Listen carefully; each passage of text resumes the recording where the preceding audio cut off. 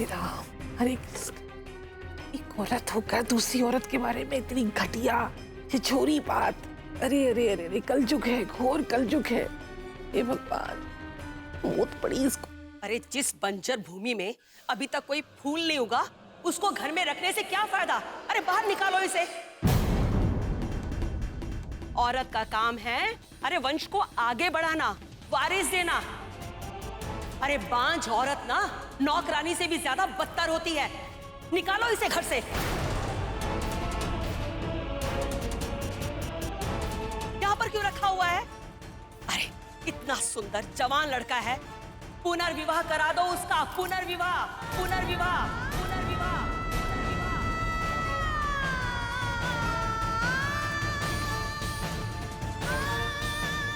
एक से एक हजारों लड़कियां मिलेंगी।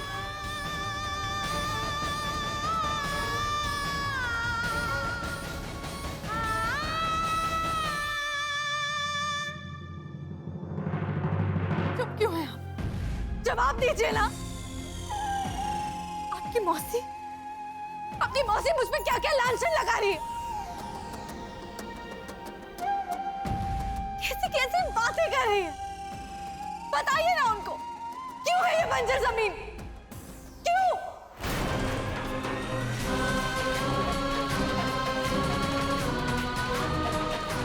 क्यों इस घर के आंगन में अब तक बच्चे की किलकारी नहीं गूंजी? बताइए ना। ऐसे पत्थर बने खड़े रहने से आप बच नहीं जाएंगे। बताइए।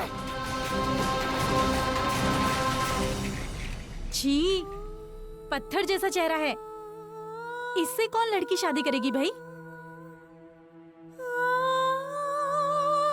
भैया, भोपाल के नामी ग्रामी घरों से रिश्ते आए हैं दिव्या दी के लिए। बस एक बार दिव्या दी किसी एक को हाँ बोल दे, फिर आगे की बात चलाएं। क्यों? मैंने आप सबको बहुत परेशान किया है ना। I am sorry. मुझे एहसास हो गया है कि राहत जिंदगी में बहुत आगे निकल चुका है। अब पीछे मुड़कर देखने से कोई फायदा नहीं।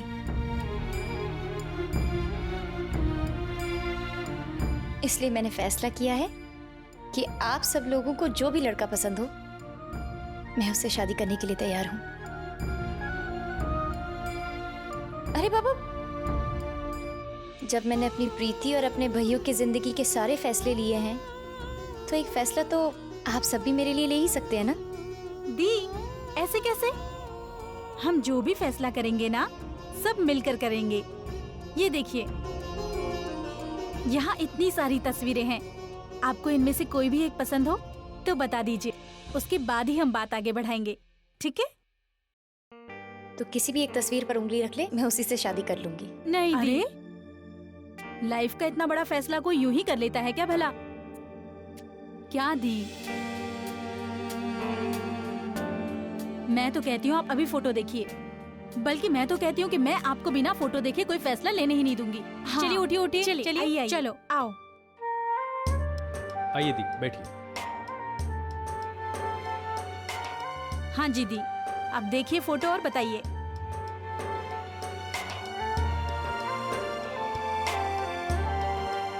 जो तस्वीर उल्टी पड़ी है उसी से शादी कर लेती हूँ।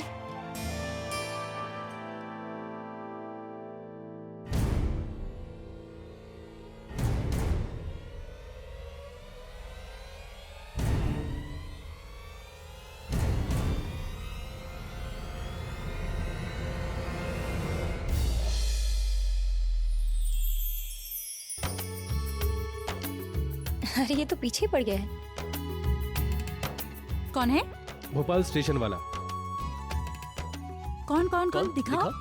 अरे ये, अरे गौरव जी। अच्छा अब समझी मैं। भोपाल स्टेशन पर ऊपर वाले ने इसको इसलिए भेजा था ताकि दी की लाइफ में भी रियल लाइफ हीरो आ जाए, बिल्कुल आपकी टीवी सीरियल जैसा। क्या किस्मत कनेक्शन है। अच्छा, अगर किस्मत कनेक्शन की ही बात है तो वो टेम्पो वाला भी तो आया था ना किस्मत से। क्या दी? वो रद्दी वाला था, और मेरी दी एक सुपरस्टार है, किसी एवं ही रद्दी वाले से थोड़ी ना शादी करेगी। क्यों? रद्दी वाले इंसान नहीं होते? उनके सीने में दिल नहीं होता है? क्या वो अपनी पत्नी से प्यार नहीं करते? ये अमीर और गरीब, बड़े और छोटों में भेदभाव मुझे बिल्कुल पसंद नहीं है। हर इंसान अच्छा होता है अपने अच्छे कर्मों से, सच्चे दिल से। अब आइंदा से ये भेदभाव कभी नहीं होना चाहिए। ओके दी। ठीक है, तो ये फाइनल। हम जल्दी इनसे मिलकर रिश्ते की बात करते हैं।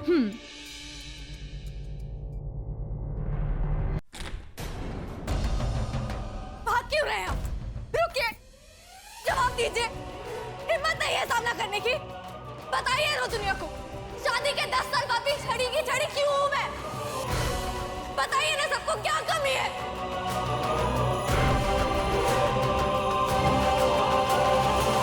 मेरी औरत होने में कमी है?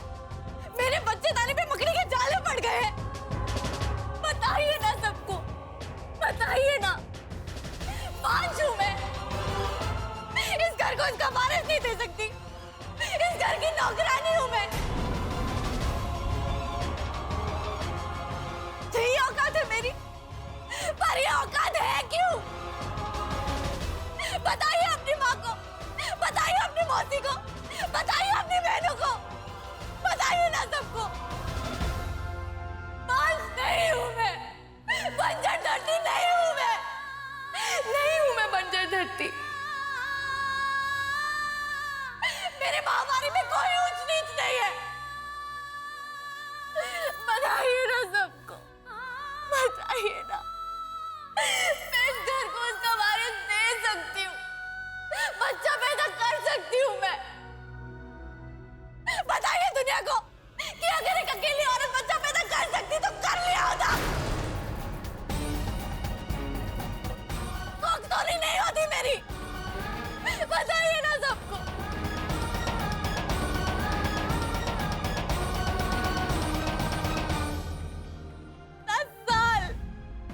पूरे 10 साल सूनापन सहा है मैंने, अकेलेपन का दर्द सहा है मैंने। क्यों? ताकि सबके ताने सुन सकूं, सबके गालियां सुन सकूं। कभी पत्नी का हक दिया है मुझे? कभी पति होने का धर्म निभाया है आपने? बताइए ना सबको। ये पथरीली खामोशी तोड़ दीजिए और बताइए सबको, क्यों नहीं गूंजी इस घर में बच्चे की किलकारियां? क्यों? क्यों?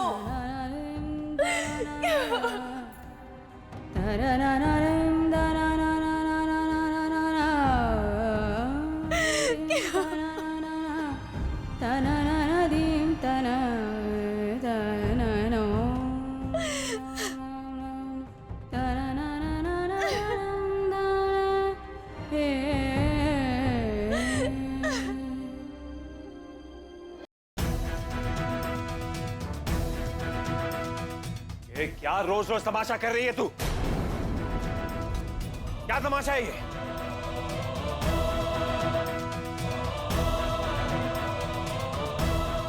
तू जानती नहीं जो कुछ भी हुआ और जो कुछ भी हो रहा है उसकी वजह से मैं हूं। तो सरिता जी का क्या दोष? सबको एक बात कान खोल के बता दूं मैं, सरिता जी में कोई कमी नहीं है। जो भी कमी है तेरे बेटे में है।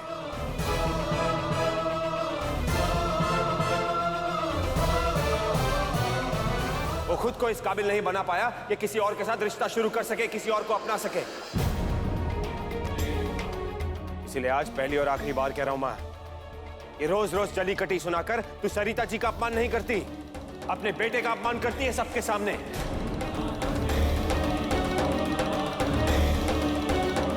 दोबारा अगर किसी को कोई सवाल करना हो तो सीधे मुझसे करे। अमेरिका से आई हैं हमारी मौसी जी, बड़ी पुनर्विवाह की बातें करती हैं। वो तो बेटे तेरी भलाई के लिए। मेरी भलाई करने की कोई जरूरत नहीं है। भलाई करनी है तो सरिता जी की कीजिए। उनके लिए एक अच्छा सा लड़का ढूंढिए जो उन्हें पति का प्यार दे सके, पत्नी का सम्मान दे सके, पत्नी का हक दे सके।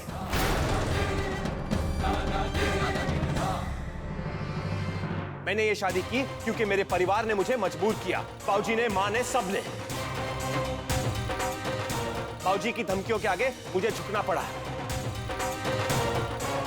इसके लिए मौसी जी, गलती मेरी है, मेरे परिवार की है, सरिता जी की नहीं।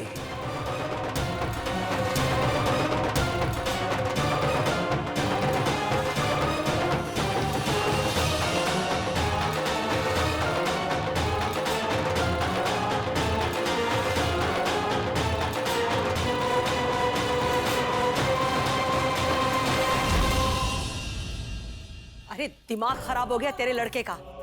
ससुराल वाले कभी बहू का पुनर्विवाह करवाते हैं?